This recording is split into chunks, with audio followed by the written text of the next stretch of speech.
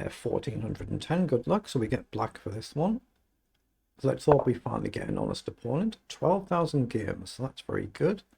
That's a heck of a lot of rapid in it. We'll play the normal carol for this one. Plays knight up. What do I want to do? Taking is the correct book move. So he takes. I'm going to develop the bishop and attack the knight.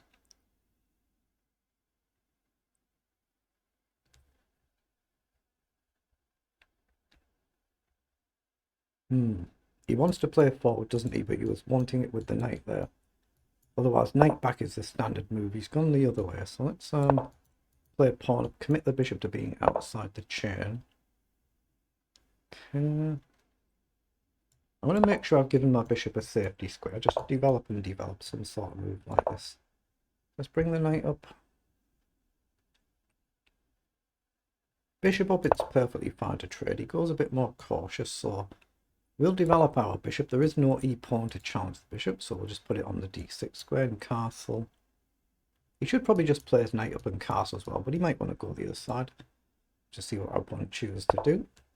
He does indeed, so we'll get castled.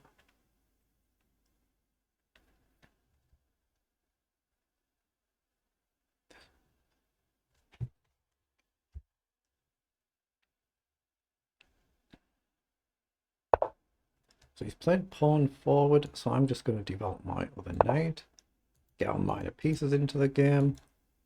Now we've got to try and come up with a plan. Knight forward looks okay, maybe trade here, but we're not gaining a lot. Maybe we push the pawn and try and break the center. Maybe rook across first, but it could activate our opponent's bishop, could be dangerous. So he's chosen to attack us, so he might be actually preparing to line up to fly down the board. Now we could actually allow this and go for this structure and play the knight forward first. Or the knight maybe into the center first to attack the bishop and his knight. That's probably better. Because if he takes here, we're fine to take back. And if he ignores it, the queen would attack his knight. So I like the idea of knight across here.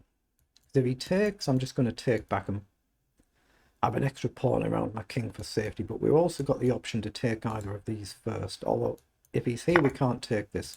So he's taken that side, so we could take this knight, or we can take here or here, but if we go this way, we lose our bishop. So it might be better just to take this knight. What does he do? If he flies down the board, I guess we just drop back. We go here, we go here. So let's take this one. We still attack this knight. There's no check. Our queen can come all the way back if needed. You fly down here now, we could play bishop up to attack the rook and the knight, or we could take the knight and sack the bishop. He's played knight back, so we've got the option to take. Is that just a piece? If I take, he can go here, but I'll gain a couple of pawns. I think he's made a blunder or a mistake there. I think we take, and if he takes, we win the piece. And if he pushes here, he would attack both of them, but we can take and win 2 pawns. So that's the only real move, isn't it? We don't have another move, so we don't need to think too much there. It does blow the position wide open though. But let's grab the pawn. He'll block with his bishop. And I guess we come back. So he's going to try and castle this way. So it doesn't matter where we go. Here, invites rook across. Oh, excuse me. So here invites the rook across.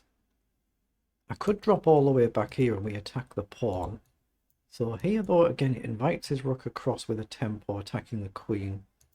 So I could just drop all the way back. I like the look of that, and then maybe challenge for the centre before he gets his king safe. Yeah, he's played the rook across immediately, but there's no immediate one move threat, so I'm going to play e5. Mind you, does that create a nuisance move allowing bishop here? But he can do it anywhere, right? Here, bishop down, I've got queen takes pawn. If he takes, I take back, it looks fine. And if he takes here, I can trade the queen and grab the pawn. And I'm 2 pawns up, I think. Yeah, 7 against 5. So if he takes here, I'm actually going to take the queen and then take back. That's the idea. And bishop here, I think I've got queen takes pawn.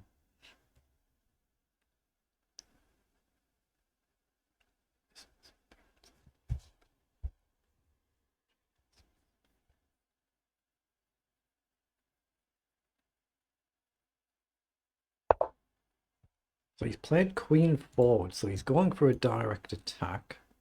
Okay, now I can actually potentially take there because the queen covers it, but it's dangerous, so it's probably more sensible to sidestep. I can't take with a queen, I can take with a pawn. I guess that activates his bishop, doesn't it? He's playing very well here. I'm going to have to spend a move getting the king out of the way just so I don't blunder this in one go. Again, if he takes, I'm taking. I think he's going to castle now. He's actually playing really well. Oh, now he's played that bishop across, but now I can take, right? And he doesn't have this move. So I can still take in the same way, and we attack the rook if he doesn't trade. So now I'm 3 pawns up. So even if I give this centre pawn back, I've gained 2 pawns. If the queen comes off, it's a lot easier. Or a lot less risky, to be fair, for our opponent as well as ourselves. So he'll probably just castle and naturally attack the pawn. So if we push up and he challenges it, we're not really going to be able to keep it. So we won't worry too much about that. So I'm just looking at a move like across. Maybe I can get away with just taking a pawn here. If he takes, then knight across. It feels like a nice pawn trade, doesn't it? Let's be greedy and grab this pawn, lose this one, and pop the knight on f6. And just hope we can get our bishop back somewhere. Okay, so he's come across. I don't think he's got an immediate sacrifice that works, but I guess we just have to drop back here. There's no other real good square to go to there. Knight across. So the knight's on a nice square. Now he's got to try a sacrifice of some sort.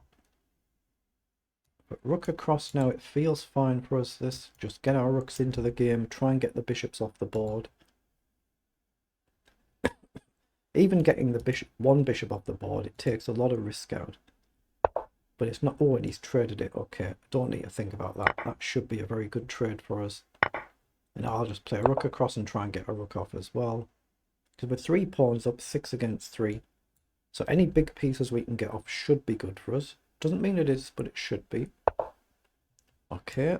Well done. Let's think about it. Well, I'm committed now, aren't I? But I cover this. His rook can't get in easily because of my knight. So I'll pop my other rook on the open file and I'll try and bring my king across or start marching. Doesn't matter how I do that, actually. I'm wondering whether to go... As soon as I go here, he's got this annoying pin. So let's just go here. Then we want to start chucking the pawns down the board, but do it in the right way. If I go here, bishop down, well, I guess it's covered for now. So I could have maybe played g5 immediately. Oh, well, that pushes me into it. I'm very happy to do it now. Let's launch the pawn. Let's try and step our king forward. Okay, so he's attacking a pawn here, so I could put it on a light square. Yeah, I don't see anything better. Rook across, I can launch here. Then I can defend the pawn from the side. Even if I lose one of them, it's not the end of the world. We're going to start marching down the board, but we'd like to bring our king with it. He's played bishop down, but again, there's no easy infiltration here, so... But this is where I've got to be careful. Here, here, up. Say gets the rook down as well at some point. It's a little bit awkward. I've got knight across to attack the bishop. Actually, let's do that. Let's just jump the knight across, attack the bishop, and try and bring the king up and just start marching the pawns down the board.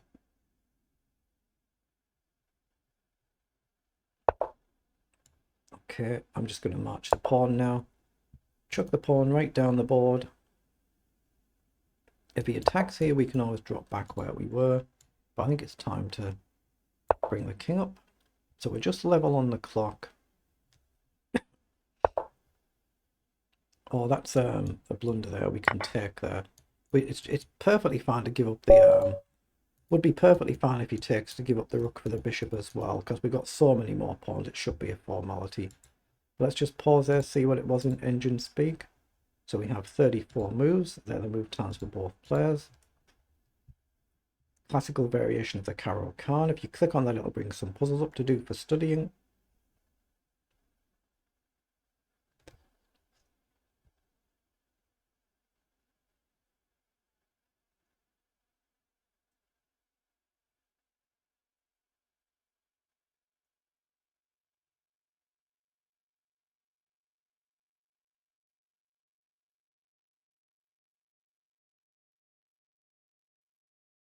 In particular, we're just trying to learn from any opening mistakes that there might be here, or if there's any sort of chess principle that comes up.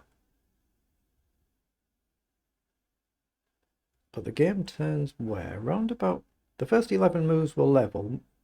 Then we just build that gradual advantage up, and we've managed to just gradually maintain it. 96 and 87, but not many mistakes from either player. But there we've got knight to f4 highlighted, so we just have a quick flick through. But one's played the opening really well. So actually knight back, perfectly good move, it's still level. It's more common to play the knight to g3, but obviously it's a perfectly good move there. And we're just coming up to this point here.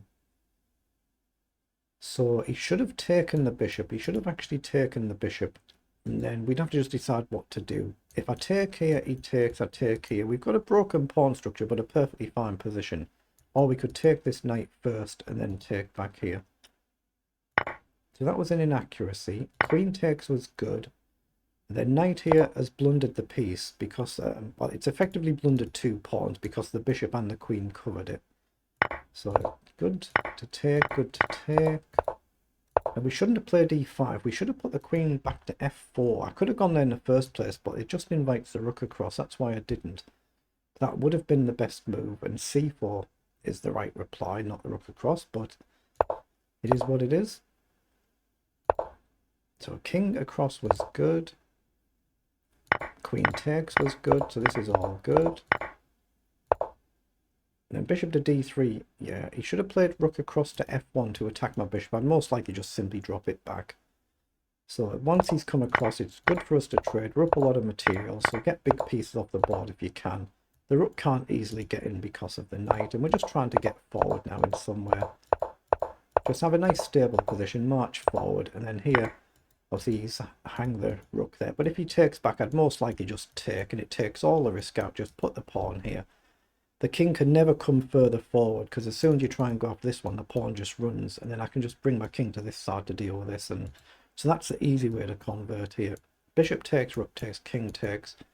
Give a check. If he sits on this side, you can just basically ignore that. Just bring the king off here. Make sure you don't mess up this side. And then eventually you're just going to push the pawns, because that's what you should do there. So, but in the end, a good game.